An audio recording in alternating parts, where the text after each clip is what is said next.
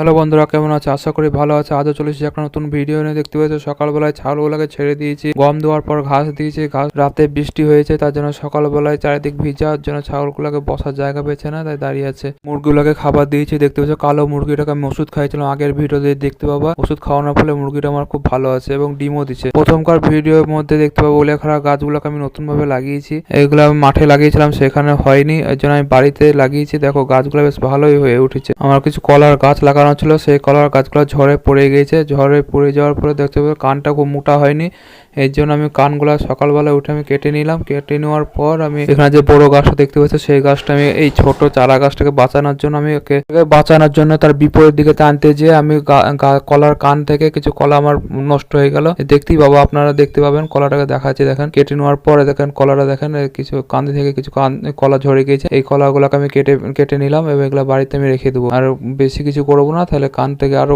ক্ষতি হতে পারে। তার জন্য আমি হালকা করে রেখে দিলাম। এই পাতাগুলা কেটে নেবো। পাতাগুলা কেটে নেওয়ার পর এই কান দুটোকে আমি বাইরে নিয়ে যেয়ে সাইকেলে বেঁধে নেবো। সাইকেলে বেঁধে নিয়ে আমি বাজার, আমাদের এই হাটটা আশেপাশের হাটের থেকে এটা বড় হাট। এখানে সব গ্রামের লোকই প্রায় আসে। এখানে দেখেন হাটে আপনি খুচরো এবং পাইকারি দামেরও মাল কিনতে পারেন। এখানে দেখবেন সবজি আছে, অনেক রকমের ফল এবং সবজি এখানে দেখতে পাবেন। দেখেন ধনেপাতা,